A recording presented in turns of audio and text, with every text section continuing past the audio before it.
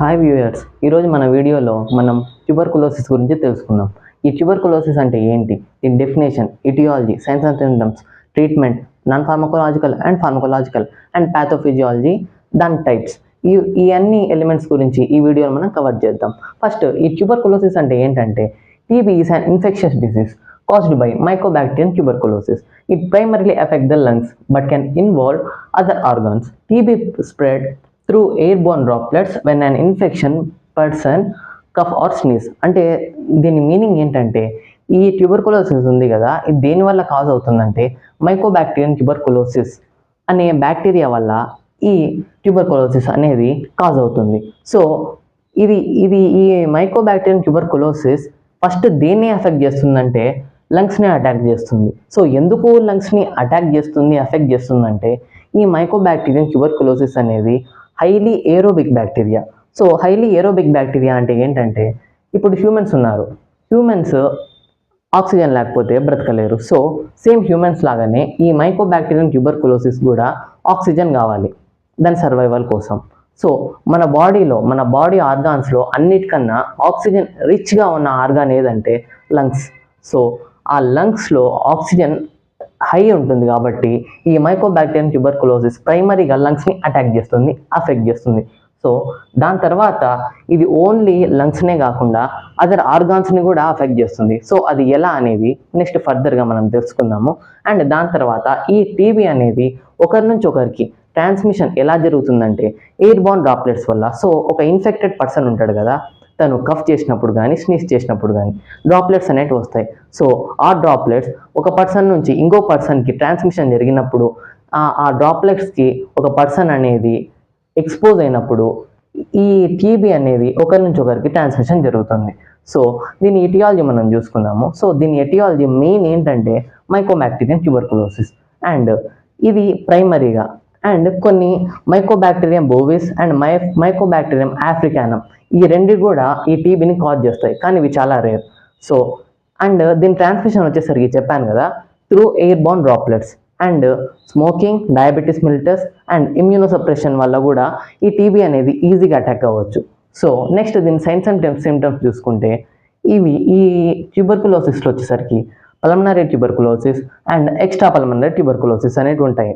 So pulmonary tuberculosis అంటే ఏంటంటే, first ప్రైమరీగా లంగ్స్కి అటాక్ చేసినప్పుడు దాన్ని పల్మనరీ ట్యూబర్కులోసిస్ అంటాము. సో ఈ pulmonary tuberculosis science and symptoms చూసుకుంటే, ఫస్ట్ వన్ వచ్చేసరికి కఫ్, తర్వాత హీమోప్టైసిస్ అంటే ఏంటంటే కఫ్ చేసినప్పుడు స్ఫుటం వస్తుంది కదా, ఆ స్ఫుటంలో బ్లడ్ రావడం.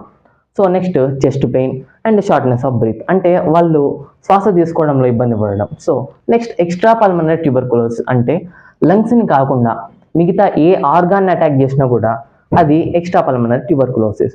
ఫస్ట్ బోన్స్ని, జాయింట్స్ని ఈ మైకోబాక్టీరియం ట్యూబర్కులోసిస్ అటాక్ చేసినప్పుడు ఏమొస్తుందంటే, ఆ అటాక్ అయిన ఆ ఇన్ఫెక్టెడ్ అయిన బోన్స్కి, జాయింట్స్ పెయిన్ అనేది సివియర్ పెయిన్ మనం చూస్తాం.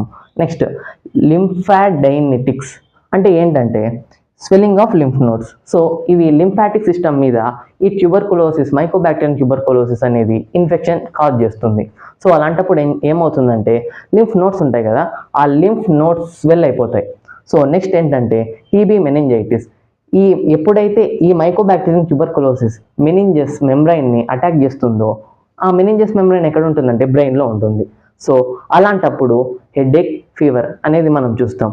So next genito urinary TB అంటే ఏంటంటే, సో జెనిటల్స్కి ఈ టీబీ అనేది అటాక్ అయినప్పుడు pelvic pain, frequent urination and blood in urine, ఈ సిమ్టమ్స్ అనేవి మనం చూస్తాం. So pulmonary and extra pulmonary ఈ రెండిట్లో ఏ టీబీ అక్కరైనా కూడా, ఏ టీబీ కాజ్ అయినా కూడా వాళ్ళకు సిస్టమిక్ సిమ్టమ్స్ ఏమేమి ఉంటాయంటే ఫీవర్ ఉంటుంది, నైట్ స్వెట్స్ ఉంటుంది, వెయిట్ లాస్ ఉంటుంది, ఫెటిగ్ ఉంటుంది, ఎక్సెట్రా. ఇంకా ఇలాంటి సిమ్టమ్స్ అనేటివి ఈ మనం టీబీలో, ట్యూబర్కులోసిస్లో మనం అబ్జర్వ్ చేస్తాం. సో నెక్స్ట్ ప్యాథోఫిజియాలజీ చూద్దాం. సో ఇప్పుడు మనం ప్యాథోఫిజియాలజీ డిస్కస్ చేద్దాం. ఫస్ట్ ఏం జరుగుతుందంటే ఎక్స్పోజర్ టు ఇన్ఫెక్షన్ అంటే ఒక ఇన్ఫెక్టెడ్ పర్సన్ ఉంటాడు కదా, ఆ ఇన్ఫెక్టెడ్ పర్సన్ ఎప్పుడైతే కఫ్ చేసినప్పుడు లేదా స్నీజ్ చేసినప్పుడు ఎయిర్బార్న్ డ్రాప్లెట్స్ అనేవి ఉంటాయి. సో ఆ డ్రాప్లెట్స్కి ఒక నార్మల్ పర్సన్, ఇన్ఫెక్షన్ లేని పర్సన్ ఆ డ్రాప్లెట్స్కి ఎక్స్పోజ్ అయితే ఆ డ్రాప్లెట్స్లో ఉన్న మైకోబాక్టీరియం అనేది ఈ నార్మల్ పర్సన్కి ఇన్ఫెక్షన్ లేని పర్సన్ బాడీలోకి ఎంటర్ అవుతుంది. సో దాని తర్వాత ఆల్వియోలార్ ఇన్ఫెక్షన్ జరుగుతుంది.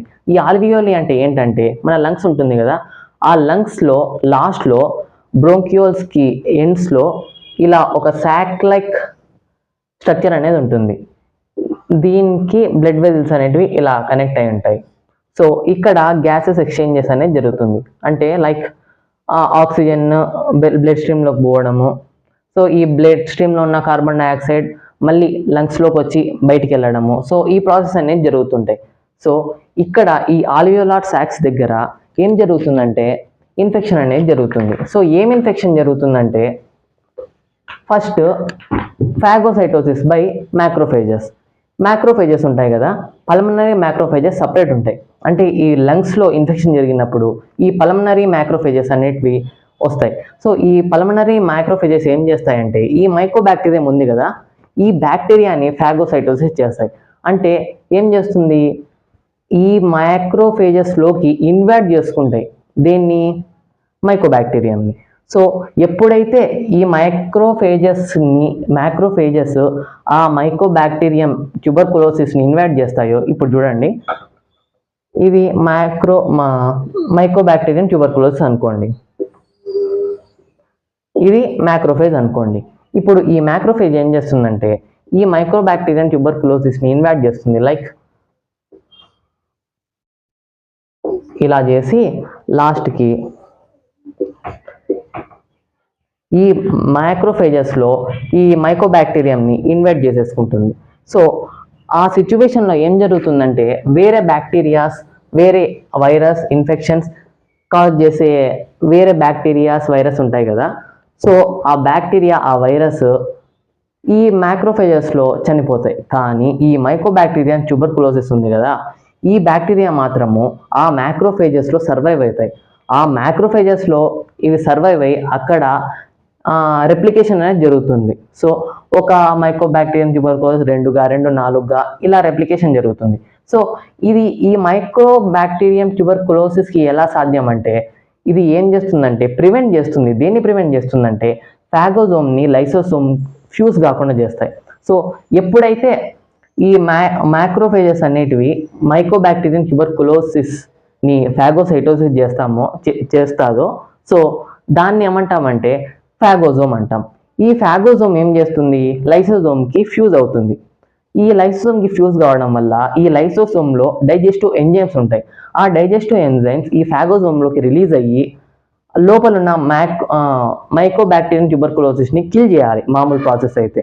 సో ఎప్పుడైతే ఈ లైసోజోమ్కి ఈ ఫాగోజోమ్ అనేది ఫ్యూజ్ కాకుండా ఈ మైకోబాక్టీరియం ట్యూబర్కులోసిస్ ప్రివెంట్ చేస్తుందో అప్పుడు ఈ లైసోజోమ్లో ఉన్న డైజెస్టివ్ ఎంజైమ్స్ ఆ ఫాగోజోమ్లోకి ఎంటర్ కాలేవు, ఆ మైకోబాక్టీరియం ట్యూబర్కులోసిస్ని చంపలేవు.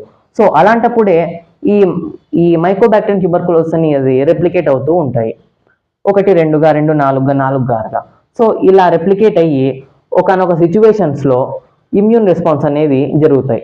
సో ఇమ్యూన్ సిస్టమ్కి అర్థమవుతుంది ఏంటంటే ఈ మ్యాక్రోఫేజెస్లో, ఈ ఫాగోజోమ్స్లో ఈ మైకోబాక్టీరియం ట్యూబర్కులోసిస్ అనేది డెవలప్ అవుతుంది, రెప్లికేట్ అవుతుంది అనే విషయము మన ఇమ్యూన్ సిస్టమ్ అనేది కనిపెడుతుంది. అలాంటప్పుడు ఏం చేస్తుందంటే ఇమ్యూన్ సెల్స్ లైక్ మ్యాక్రోసైట్స్, లింఫోసైట్స్ ఇవన్నీ ఆ సైట్ ఆఫ్ ఇన్ఫెక్షన్ దగ్గరకు వస్తాయి. ఎక్కడికి, ఆల్వియోలార్ సాక్స్ దగ్గరికి. సో అలా వచ్చినప్పుడు ఏం చేస్తున్నాయంటే గ్రాన్యులోమా అనేది ఫామ్ చేస్తాయి. ఈ గ్రాన్యులోమా అంటే ఏంటంటే ఈ ఫాగోజోమ్స్ ఉన్నాయి కదా, ఈ ఫాగోజోమ్స్ని మొత్తం సరౌండ్ చేస్తాయి. ఏం సరౌండ్ చేస్తాయి, ఈ మ్యాక్రోఫేజెస్, లింఫోసైట్స్ ఎక్సెట్రా ఇవన్నీ కలిసి సరౌండ్ చేసేసి ఒక గ్రాన్యులోమా ఫామ్ అవుతాయి. సో ఈ గ్రాన్యులోమా ఫామ్ అయిన తర్వాత ఈ మైకోబాక్టీరియం ట్యూబర్కులోసిస్ అనేది ఎటువంటి సిమ్టమ్స్ని కాజ్ చేయలేదు, కానీ అది మాత్రం ఇంకా బ్రతికే ఉంటుంది. సో దాన్ని ఏమంటామంటే లేటెంట్ టీబీ అంటాం. అంటే టీబీ అయితే ఉంటుంది కానీ దాని సిమ్టమ్స్ మాత్రము మనకి కనపడవు, ఆ సిమ్టమ్స్ అనేటివి డెవలప్ చేయలేవు.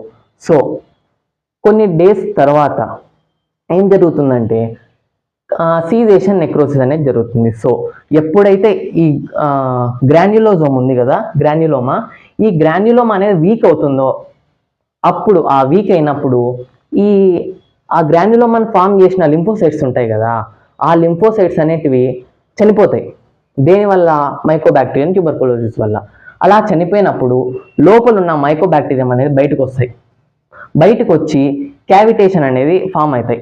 ఈ క్యావిటేషన్ అంటే ఏంటంటే ఈ చనిపోయిన లింఫోసైట్స్ ఉంటాయి కదా, ఈ చనిపోయిన లింఫోసైట్స్ ఒక లిక్విడ్ లాగా ఫామ్ అయ్యి మన లంగ్స్లో సరౌండ్ అవుతాయి. ఈ సరౌండ్ అయిన ఈ క్యావిటీనే ఎప్పుడైతే ఒక ఇన్ఫెక్టెడ్ పర్సన్ కఫ్ చేసినప్పుడు, స్నీజ్ చేసినప్పుడు బయటకు వస్తుంది కదా డ్రాప్లెట్స్, ఆ డ్రాప్లెట్స్ ఈ క్యావిటేషన్ జరిగిన ఈ లిక్విడే. సో అర్థమైంది అనుకుంటున్నా. దాని తర్వాత ఏం జరుగుతుందంటే ఈ బయటకు వచ్చి ఉంటుంది కదా మైకోబాక్టీరియం ట్యూబర్కులోసిస్, అది లంగ్స్ మొత్తం స్ప్రెడ్ అయిపోతుంది. దాని తర్వాత ఆ లంగ్స్లో స్ప్రెడ్ అయిన తర్వాత అది బ్లడ్ స్ట్రీమ్లోకి ఎంటర్ అయ్యి వేరే పార్ట్స్ ఎక్స్ట్రా పల్మనరీ స్ప్రెడ్ కూడా జరుగుతుంది. Like heart, brain, meningitis, lungs, తర్వాత కిడ్నీస్ ఎక్సెట్రా ఈ అన్ని పార్ట్స్లోకి ఈ మైకోబాక్టీరియం ట్యూబర్కులోసిస్ ఎంటర్ అయ్యి దాని ఇన్ఫెక్షన్ని కాజ్ చేస్తుంది. సో దాని తర్వాత టీబీ. ఇది పాథోఫిజియాలజీ ఆఫ్ ట్యూబర్కులోసిస్. సో ఇప్పుడు మనం ట్రీట్మెంట్ డిస్కస్ చేసుకుందాం. First one, non pharmacological treatment.